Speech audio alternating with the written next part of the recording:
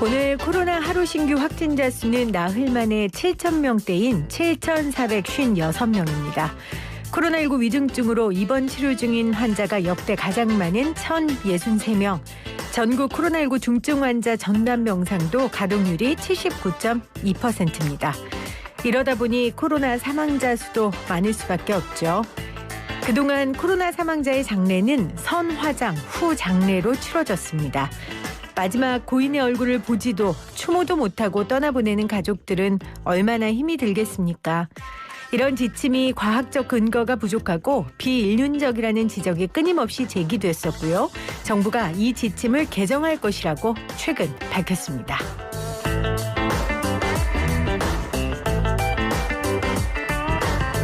마지막 가는 길, 가족들의 배움을 받으며 가는 것이 당연한 일인데 당연하지 않은 시대를 살고 있습니다. 사실 예전부터 이 당연한 것을 하지 못하고 죽음을 맞이하는 무연고 사망자들이 많았습니다. 오늘 2부에서는 무연고 사망자들의 장래에 대해 짚어보겠습니다. 뜨거운 이슈, 따뜻한 사람 12월 22일 김혜민의 이슈앤피플 시작합니다. 미래교육이 열리다 러너스. 이 시간에는 우리가 미래를 준비하며 꼭 생각하고 배워야 하는 주제들을 연세대학교와 함께 배워보는 시간입니다. 어제 제가 오프닝에 우리 청년들의 이력서에 행복하고 다양한 이야기들이 많이 담겼으면 좋겠다라고 말씀드렸는데요. 오늘 러너스에서는 멋지게 그리고 의미 있게 이력서 한 줄을 담아낸 두 청년과 함께합니다. 제10회 디지털 저널리즘 어워드에서 대학 언론상을 수상한 두 분입니다. 자, 직접 자기소개를 드릴게요. 누구부터 해주실래요? 네, 저부터 하겠습니다. 안녕하세요. 저는 연세대학교 경영학과에 재학 중인 남궁현이라고 합니다. 이번 애도의 지역격차 공영장례 기사의 보도팀장으로 기획 및 현장 취재를 담당했습니다. 반갑습니다. 그럼 제가 남궁현 팀장님이라고 해야 될까요? 네, 그렇게 말씀해 주셔도 좋을 것 같아요. 알겠습니다. 자, 그리고요. 네, 안녕하세요. 저는 연세대학교 사회학과에 재학 중인 이승우입니다. 이번 프로젝트에서 기획 취재를 담당했습니다. 그러면 우리 승우 씨는 이승우 기자님으로. 네. 네. 두 분 사칭하시는 거 아니고요. 네. 그렇죠. 네, 분명히 팀장과 기자로 이 프로젝트를 수행하셨으니까 제가 그렇게 부르는 걸로 하겠습니다. 두 분 다 지금 재학 중인 대학생이시고. 네. 자, 이번에 받은 상이 제10회 디지털 저널리즘 어워드예요. 이게 어떤 상이에요? 이게 한국 온라인 편집기자협회에서 주최하는 디지털 저널리즘 어워드라는 상인데 네. 저희 기사는 대학생하고 대학 언론을 대상으로 하는 대학 언론상 부문 수상작으로 선정이 되었습니다. 와, 두 분이 함께한 거예요?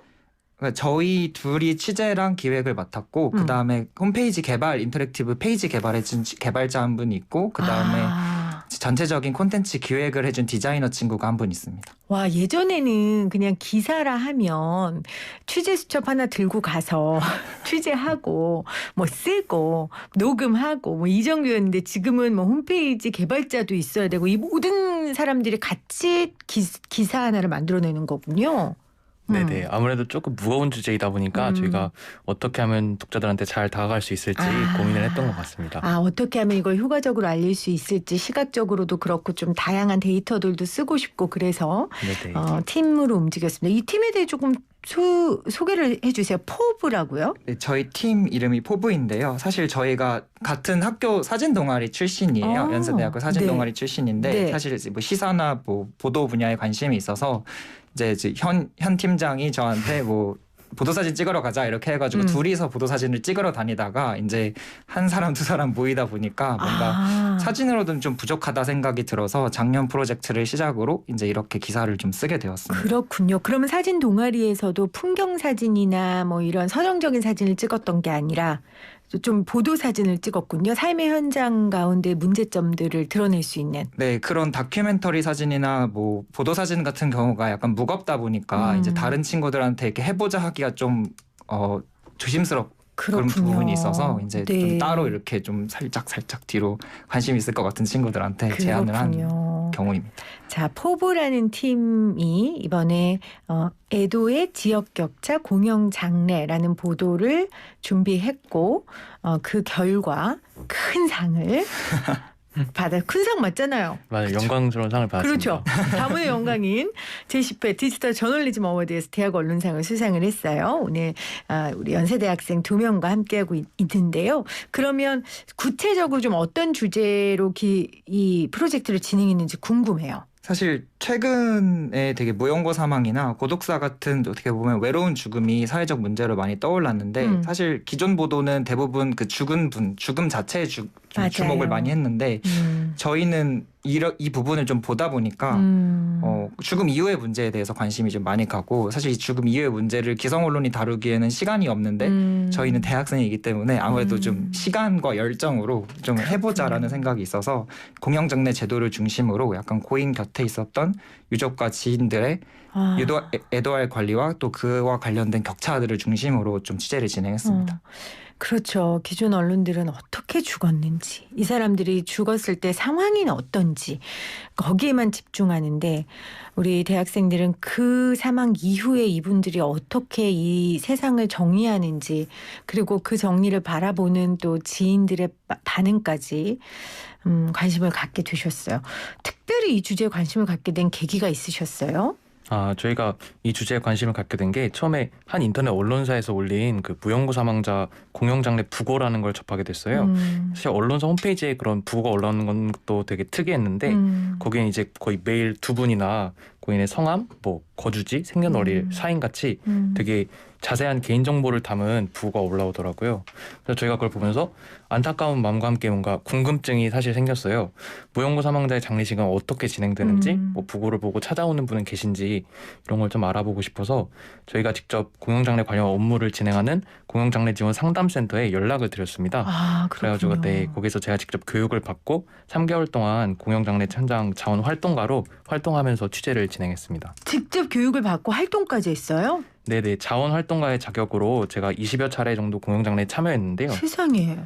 때로는 뭐 공영장례 유족들이 이제 참석하시는 경우에는 거기 활동가분들을 도와서 유족분들을 안내하거나 아니면 함께 뭐 관을 운구하기도 하고 아니면 이제 장례에 참석하시는 분이 안 계실 때는 제가 뭐 장례 사회를 보거나 아니면은 직접 대리 상주가 돼서 고인의 장례를 치른 적도 있었습니다. 아니 그냥 취재해도 되잖아요. 굳이 교육까지 받고 활동가로 활동한 이유가 있었어요? 아무래도 저희가 처음엔 인터넷으로 자료를 많이 찾아봤는데 그러다 보니까 이게 현장에서 직접 그분들의 이야기를 듣고 싶다는 생각이 들더라고요. 그래서 활동가분들이나 아니면은 장례 참석하시는 분들의 이야기를 좀 들어보고 싶어서 저희가 직접 현장에 나가게 되었습니다. 와, 정말 기성 언론인으로 부끄럽네요. 근데 사실 가장 마음 아픈 취재가 이제 고인의 유족들을 취재할 때거든요. 가서 제일 미련한 질문이 심정이 어떠십니까? 뭐 어떻겠어요? 그쵸. 슬프죠. 근데 전혀 모르는 분들한테 가서 그 질문하기가 쉽지 않은데 직접 교육을 받고 본인이 활동가로 활동하면서 그분들에게 마음을 여쭙고 그 숨은 이야기들을 끌어낸다는 건 그들을 향한 예의거든요. 와, 정말 대단합니다. 어떤 교육들을 받아요, 그러면? 예를 들어서 뭐 장례 현장에서 뭐 어떻게 활동을 해야 되는지 아니면 뭐 무연고 사망자의 이런 처리 절차에 어떤 게 있는지 뭐 이런 다양한 교육을 받았고요. 활동가분들과 이야기를 나눴을 때 되게 가장 기억에 남았던 말이 있다면 그분들이 항상 하시는 말씀이 애도하지 못할 때 그만두어야 된다는 말씀을 항상 하시거든요. 같은 마음으로 계속 취재에 임했던 것 같습니다. 이게 그냥 너무 일상이 돼버리고 건조한 일이 됐을 때에 이 활동을 그만둬야 된다. 그분들이 얼마나 투철한 직업의식과 윤리의식을 갖고 일하는지 느껴집니다. 자, 어떤 기사들이 나왔을까요? 이 두 분과 팀을 통해서 궁금해지는데 그러기 위해서는 일단 무연고 사망에 대해서 우리가 좀 정리를 하고 넘어가야 될 것 같아요. 무연고 사망에 대해 설명을 해 주시죠. 무연고 사망자라는 말 딱 들으면 사실 연고자가 없어서 돌아가신 분들만 있을 거라는 생각이 들잖아요. 근데 실제로 무연고 사망자분들은 크게 세 가지로 구분이 되거든요. 첫째는 명칭 그대로 연고자가 없는 고인이 계시고요. 둘째는 이제 연고자가 알 수 없는 고인이라고 해서 사망자의 신원이 확보되지 않아 연고자를 알 수 없는 경우가 있습니다. 마지막으로 세 번째는 연고자가 있지만 연고자가 시신 인수를 거부하거나 기피하는 경우인데요. 사실 작년의 경우 전체 무연고 사망자분들 중 70%에 해당하는 분들이 이 연고자가 있지만 시신 인수를 거부하거나 기피한 경우에 해당되셨습니다. 셋 다 너무 슬퍼요.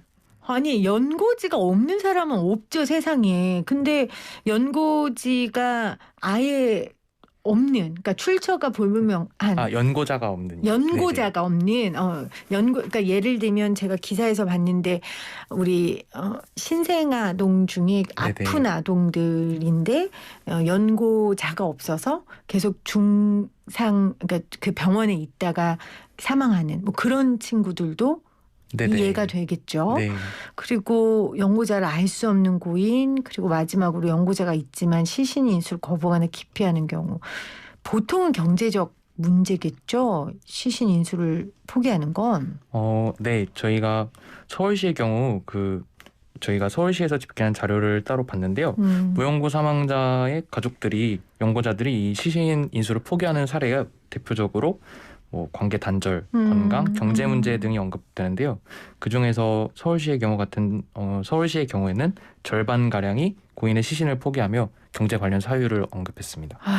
그렇네요. 또 그분들의 사연에 대해 함부로 말씀드릴 수는 없지만 참 마음이 아픈데, 자, 무연고 사망에 대해서 우리 남궁현 팀장께서 설명을 해주셨고, 공영장례라는 건 뭘까요? 공영장례라는 건요. 기존에 일단 공영장례 아니면 원래 무연고 사망자분들이 어떻게 이제 다뤄지셨는지를 알아야 되는데 원래 무연고 시신 처리 절차라는 게 있었어요. 네. 이게 저희가 알고 있는 일반적인 장례랑은 좀 다른데요. 보통 저희가 장례를 치른다고 하면 이제 부고를 알리고 빈소를 마련해서 조문을 받는 이런 과정을 떠올리잖아요. 근데 무연고 사망자의 시신은 기존에는 장례의식 없이 안치실에서 바로 화장되는 일종의 처리되는 방식으로 그렇게 절차가 진행됐어요. 처리란 단어가 너무 슬프네요. 네, 이게 사실 그 매뉴얼에 나와 있는 단어거든요. 그렇군요. 네, 그래서 이렇게 빈소 없이 바로 화장장으로 옮겨서 화장한다는 걸 무빈소 직장이라고 불렀는데요. 이게 이제 무연고 사망자의 존엄성을 훼손하고 유족에 애도할 기회를 보장하지 않는다는 점에서 문제 제기가 있었습니다. 그래서 이런 한계를 보완하고자 공영장례라는 걸 이제 도입하기 시작했는데요. 네. 서울시가 공영장례 가장 활성화돼 있는데 서울시가 이걸 어떻게 정의하냐면 무연고 사망자나 경제적으로 어려운 사람도 장례의식 없이 처리되지 않도록 빈소와 장례의식 등을 지원하는 걸 공영장례라고 말하고 있습니다. 그렇군요. 그래요. 이 땅에 다 목적이 있이 태어났다고 저는 믿는데, 물론 살면서 그 목적대로 다 이루고 살 수 있는 건 아니지만 그래도 아무 과정도 애도도 없이 세상을 떠나는 건 너무 슬픈 일인 것 같아요. 그래서 우리 사회의 그런 문제에 대해서 이 두 청년들이 기사를 써서 우리에게 알려줬습니다. 자, 그러면 취재하면서 발견한 가장 큰 문제점은 뭐였어요? 저희가 이제 아까 현 팀장이 말씀을 하신 것처럼 뭐 장례 현장에도 20번 정도 가고 이제 여러 자료들도 분석을 해보니 문제점을 한 3가지 정도로 정리를 할 수 있는데, 첫 번째로는 무연고 사망자 유족들이 대부분은 사실 유족이 있는 거여서 돈이 없어서 시신을 포기해야 되는 상황이 많이 발생을 하고 있는데, 이런 포기된 시신은 애도 기회 없이 아까 말씀드린 것처럼 무빈소 직장으로 처리가 됩니다. 그래서 사실 기초생활수급자의 경우에는 장제급여가 80만 원 정도 지급이 되는데, 사실 우리나라 평균 장례 비용이 2021년 기준으로 1,380만 원 정도 되거든요. 턱도 없군요. 그러면 사실상 이 80만 원은 화장 비용에 가깝습니다. 그래서 화장만 하고 끝내는 경우가 대부분이고, 그래서 이제 이런 것 때문에 이제 사실은 무연고 사망자의 처리를 지원하는 거에 있어서도 뭐 무연고 사망자만 처리를 할 수 있게끔 되어 있어서 조족층은 처리를 안 하는 경우가 있는데, 그런 경우에는 가족의 시신을 무연고 처리를 해야 되는 상황이 발생을 해요. 시신을 포기해가지고. 그래서 그런 경우에는 돈 때문에 돈이 없어서 가족의 시신을 포기하는 경우가 생기는 거죠. 그런 경우가 있고, 이제 두 번째 문제는 공영장례가 도입된 지자체가 있고 도입되지 않는 지자체가 있는데, 그렇군요. 전국의 지자체가 226곳인데 저희 같은 경우에 제주도를 포함해서 228곳이라고 산정을 했는데, 그중에 133곳만 59% 정도만 조례가 있는데 그 중에서 이제 133% 중에서도 이제 뭐 제대로 되는 데도 있고 안 되는 데도 있지만, 어쨌든 조례가 적용되지 않는 규자지자체의 경우에는 안치시에서 화장장으로 바로 가는 무인소 직장 방식으로 처리가 되고, 세 번째 경우에는 시행되는 곳 중에서도 지역 격차가 좀 많이 발생을 합니다. 지역 격차가 여기서도 발생하는군요. 네, 저희 같은 경우에 사실 장례식을 치른다라는 거의 기준이 되게 모호하다 보니까 이제 저희가 일일이 이제 133개 중에서 이미 파악되고 있는 25구에 서울 제외하고 108곳에 한 곳 한 곳에 다 담당자한테 연락을 했어요. 전화로. 와, 대단하네요. 그래서 확인을 해보니까 지자체마다 좀 시행의 기준이 달랐는데 크게 5가지로 정리를 할 수 있었습니다. 조례는 있지만 시행이 보류된 지자체가 있고 그다음에 대상자가 발생을 하지 않아서 시행 여부가 불확실하다는 곳이 있는데 이와 같은 경우에는 인구수가 적어서 무연고 사망자가 없거나 아니면 도입 초기여서 발생하지 않은 경우였고 세 번째는 이게 제일 많았는데 예산이나 인력이 부족해서 우리는 도저히 식을 치러줄 여건이 안 된다라고 이제 호소하시는 분들이 있었고 네 번째는 이제 무빈소 직장하고 장례 의식을 병행하는 사정에 따라서 아니면 뭐 고인의 사정이나 아니면 지자체 사정에 따라서 어떤 때는 해주고 어떤 때는 안 해주는 그런 경우였습니다. 네. 5번째 경우에는 그냥 아예 무빈소 직장으로 기존 절차랑 똑같이 하는 곳이 있었는데 이곳도 사실은 2가지 이유가 있는데 첫 번째는 제도적인 이해가 담당자가 못하는 경우 사실은 사회복지 공무원 같은 경우는 이게 수십 가지 수백 가지 업무 중에 하나일 뿐이라서 그렇죠. 사실 이해하기가 힘든 상황이기도 하고 그리고 또 앞에 이유랑 겹쳐서 인력이나 예산이 부족해서 이렇게 할 수밖에 없는 이유가 있었는데 사실 이렇게 정리를 하고 전화를 108곳에 하면서 드는 거는 사실 지자체가 안 치러주려고 하는 거라기보다는 못 치러주는 경우가 그렇겠죠. 많아요. 사실은 뭐 인력이나 예산이 부족해서 그런 경우가 제일 많고 사실 전화를 해보면 못 해주거나 안 해주는 곳이나 이렇게 전화로 말씀을 들어보면 이게 사람 죽음에 대한 문제이기 때문에 담당자분들도 어떻게 보면 되게 규칙에 벗어나서 유동성 있게 이렇게 좀 오히려 더 잘해주려고 하는 분들이 훨씬 많았거든요. 그렇군요. 그래서 좀 안타까운 게 있어서 어떻게 보면 지금 상황에서 공영장례를 시행할 법적 근거가 사실 미비하거든요. 그래서 그런 차원에서 지금 일선 현장 공무원의 노력만으로는 좀 한계가 있다는 걸 좀 많이 느꼈습니다. 그럼요. 이건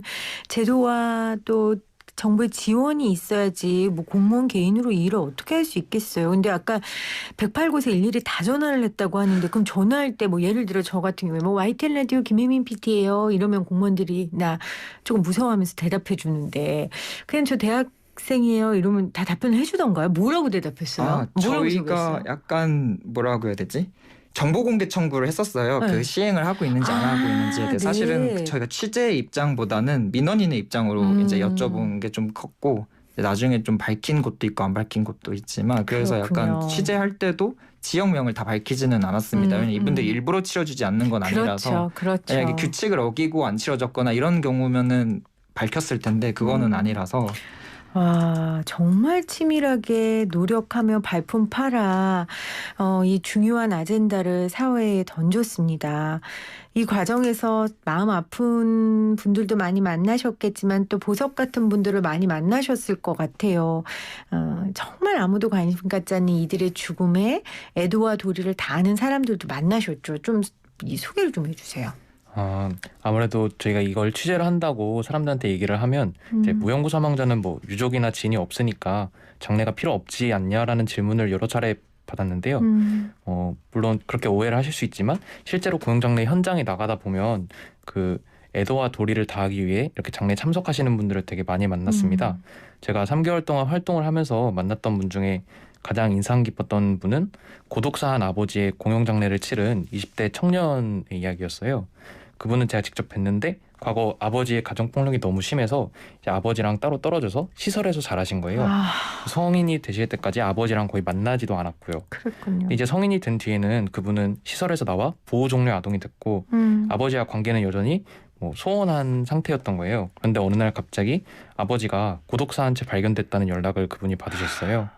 근데 이분은 아버지의 관계가 소원하기도 했고 이분도 또 기초생활수급자셨거든요. 그래서 형편이 어려우셨는데 그럼에도 아버지니까 어떻게든 마지막 도리를 다하고 싶다고 빚을 내서라도 장례를 치르려고 이렇게 수소문을 하신 거예요. 그러다가 서울시 공영장례 제도를 소개받게 됐고 그 지원을 받아서 직접 장례를 치르셨습니다. 그렇군요. 사실 이분이 모르는 척해도 아무도 뭐 지적하거나 비판하지 않을 상황인데도 본인은 그래도 도리를 다하고 싶다라고 해서 또 서울시 공영장례 지원을 받아 장례를 치렀군요. 네, 저도 아무래도 옆에서 장례를 치르는 그분을 보면서 많은 생각이 들더라고요. 네. 사실 아버지가 많이 미울 법도 한데 그렇죠. 그분이 무척 장례를 치는데 담담하신 거예요. 근데 이제 장례를 치르고 난 뒤에 거기에 고인에게 쪽지를 남길 수 있는 공간이 있거든요. 근데 그분이 거기에다가 아버지 편히 쉬세요. 다음 생에는 좋은 추억 많이 만들어요 라고 써두신 거예요. 나중에 저희가 이거 취재 목적을 밝히고 그분을 따로 만나서 추가로 이야기를 들어봤는데 공영장례를 치를 수 있어서 다행이었다고 말씀하시더라고요. 이 덕분에 애도와 도리를 다할 수 있었던 것 같다고 말씀하시는 걸 보고 저희도 되게 여러 생각이 들었던 것 같습니다. 지금 이사구님이 아들 된 도리를 지켰네요. 눈물 나요. 이렇게 보내셨고 1788님은 평소에 오죽 속을 썩었으면 시신 인수 거부를 할까 하셨는데 그럼요. 그 안에 많은 사연들이 있겠죠. 근데 저는 개인적인 생각이지만 그런 생각을 합니다. 장례식이라는 게 사실 남은 사람들을 위한 저는 절차라고 생각하거든요. 떠난 사람들에 대한 미움이든 증오든 아니면 안타까움이든 그걸 좀 앞으로 더 남은 자들이 잘 살아나가기 위해서 치르는 의식이라고 생각하기 때문에 시신 거부하는 사람들의 선택도 존중하고 또 그럼에도 불구하고 인수해서 애를 쓰는 분들한테는 이렇게 서울시처럼 좀 지원을 해서 잘 장례를 치를 수 있도록 하게 하는 것도 정부의 몫이라고 생각합니다. 또 어떤 분들이 있었어요? 기억에 남는 분. 그리고 또 사실 무연고 사망자분과 돌봄 관계였던 분들도 종종 참석을 하시는데요. 네, 돌봄 관계라고 하면 이제 뭐 사회복지 업무를 담당하시는 공무원이나 요양보호사 이런 분들이 계셔요.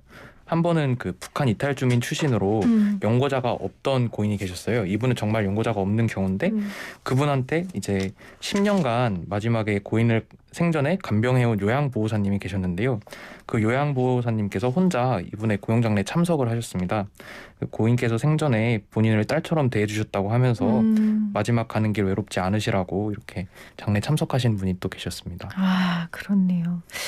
제가 나는 죽음을 돌보는 사람입니다라는 그 장례지도사 강봉희 씨가 지은 책을 최근에 읽었어요. 그 책 오늘 인터뷰 준비하면서 생각이 났는데 좀 한 구절 읽어드리면 가족한테 버림받고 이웃에게 버림받고 그래서 돌아가신 뒤에 몇 달 있다가 발견되고 그런 분들이 우리 사회에 점점 더 많아지고 있다.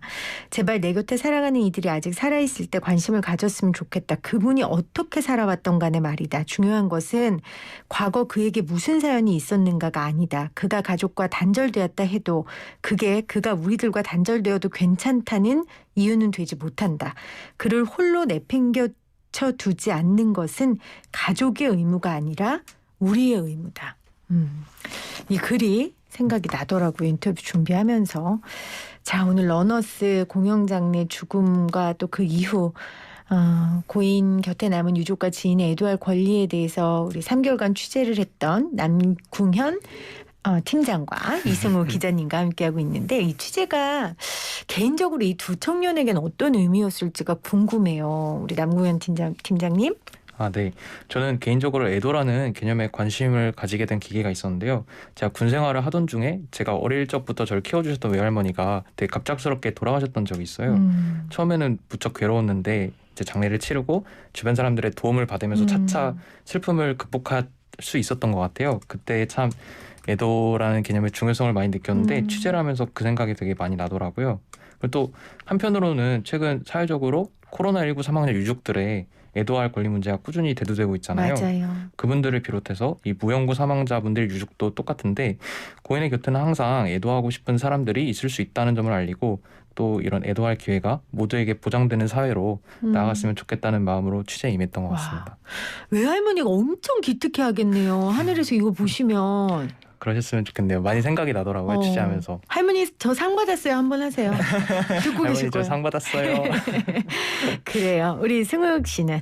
저 같은 경우엔 사실 당연한 것이 좀 당연하지 않다는 걸 좀 깨닫게 되는 계기가 되었는데 사실 뭐 제 주변이든 아니면 주변이 아니던 간에 누군가 세상을 떠나면 장례식을 치르는 게 되게 당연하게 생각을 했는데 사실 이게 누군가에게는 당연하지 않다는 걸 좀 너무 뼈속 깊이 깨달아서 그런 개인적인 의미가 있는 것 같습니다. 정말 두 분에게 고맙네요. 저도 당연한 게 당연하지 않은 걸 깨달았을 때 깨닫는 것으로 끝나지 않는 게 아니라 그 이상 행동하는 게 이 사회를 변화시킨다고 생각하거든요. 근데 정말 그걸 깨닫고 나서 두 분이 이렇게 움직여서 이런 문제 제기를 하게 되셨습니다. 두 분의 꿈도 궁금하네요. 앞으로 어떻게 살고 싶어요? 우리 팀장님? 제가 이번에는 저희가 글 위주의 기사를 기획했지만 제가 원래는 사진이나 영상 같이 이야기를 이제 시각적으로 표현하는 비주얼 스토리텔링에 좀 관심이 많은데요. 네. 아직 구체적으로 진로를 정하지는 않았지만 이같이 다양한 방식으로 사람들의 이야기를 전할 수 있는 분야에서 활동하고 싶습니다. 알겠습니다. 자, 승우 씨는? 저는 취재기자 지망생인데 사실 이번 공영장내 기사처럼 좀 약간 비 오지 않는 밤에 빗방울이 잘 안 보이잖아요. 그런 빗방울들을 헤드라이트로 비추면 보이는데 그런 헤드라이트처럼 좀 잘 보이지 않는 존재를 비추는 기사를 쓰는 기자가 되고 싶습니다. 와. 그래서 좀 이런 일을 하기 위해서 뭐 탐사보도나 데이터 저널리즘이나 내러티브 저널리즘 같이 좀 각 사안에 적합한 방식들을 적절하게 활용할 수 있는 그런 기자가 되고 싶습니다. 와, 이 두 분의 이야기를 들으니까 제가 막 심장이 막 미친 듯이 뛰어요. 와, 너무 저를 좀 깨닫게 해주셨고, 저도 제 얘기를 좀 짧게 하자면 올해 40이 돼서 저 스스로의 정체성을 이 세상에 필요한 이야기를 하는 사람이 되자였거든요. 오늘 후배 두 분의 얘기를 통해서 다시 한번 제 꿈을 다잡게 됩니다. 자, 우리 두 분의 앞으로의 펼쳐나갈 이야기들을 기대하면서 오늘 마무리하겠습니다. 남궁현 연세대학교 경영학과 그리고 이승우 연세대학교 사회학과 학생과 함께했어요. 고맙습니다. 감사합니다.